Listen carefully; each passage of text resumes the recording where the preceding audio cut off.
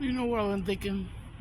I think she witnessed that cop, Jefferson or Jeffries or whatever, murder that man in this alley.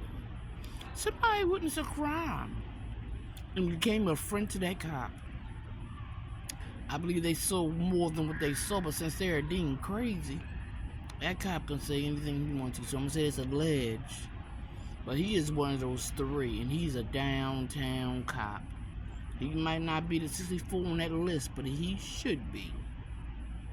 The detail of the inner harbor, that 9110 or that 9010 cruiser, he one of those dudes who came looking for me with a flashlight. I wouldn't put it past if he didn't kill that guy and somebody saw him.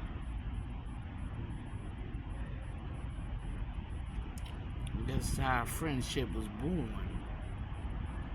Then I think about Westmore, our governor, who lied about an award or a medal or something. He a grown-ass man. I don't care if his publicist or his writer or whoever told him to lie about it, go with the flow.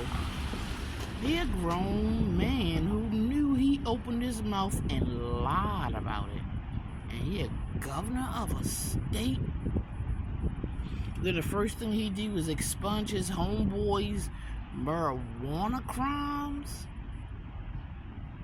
And you can get a direct answer out of them people. Yet their email was down for a year. What happened to all those people who needed help from their governor, their mayor, their attorney general for a year? Did they get help? Did the governor and the mayor and the state attorney try to figure out who those people were? They're citizens of their state who couldn't call and get help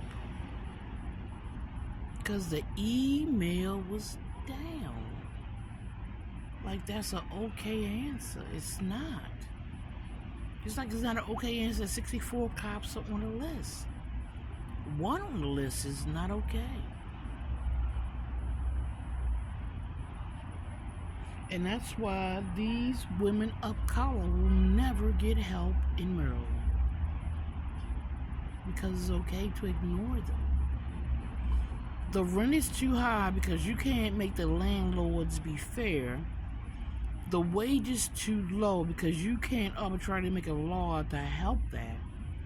And yet you've made homelessness a crime from California to Maine, Vermont to Florida to Texas to California again. You got cops spraying people who sleep on the ground. You got cops arresting people who sleep on the ground. You make it against the law to sleep. You make it against the law to help yourself. Help yourself. $1,500 for rent. $7 an hour. And don't nobody see nothing wrong with that. And please don't say, yes we do, when we're doing this and doing that. No, you don't. Because the powers that be who can change this see nothing wrong with it. They are the ones who need to change it. Shouldn't be no law. The CEOs on those companies should know how a warm house feels and want everybody to feel that. Feed their kids and want everybody to be able to do that. No matter what happens in life, we as brown-skinned women will always be statistically receiving more welfare than anybody in the world. Even though in the United States, statistically, beige-colored women receive more food stamps and welfare than we ever did. And yet every time the news come on, we get blamed. And don't nobody see nothing wrong with that. Because you know why? Because if it's not true, then the media wouldn't keep saying it. They want that narrative. and we allow it. So, I'm going to get off of here because there's a lot of things I could say. Mayor Scott is involved with the statewide gangdom. How? I don't know. I remember hearing his voice on that night as well. That's why when I went to that damn Billie Holiday thing, I would take a picture with him. He looked at me funny, and I didn't like it at all. He looked at me like I could identify him in a murder.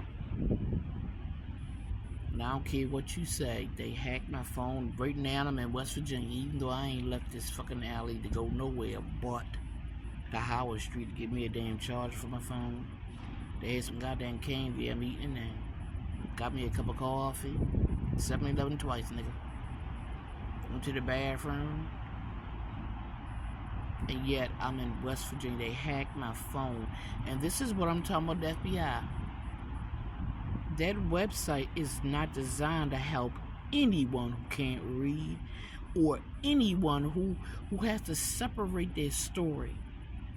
That's so unfair. It's making it harder for people to tell their stories to the FBI.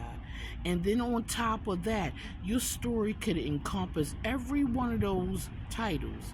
And then they say you can only put it on there once. So if you put your story and it has something to do with hacking and kidnapping, you want to separate the story. You can't put hacking in the first story because it's about kidnapping.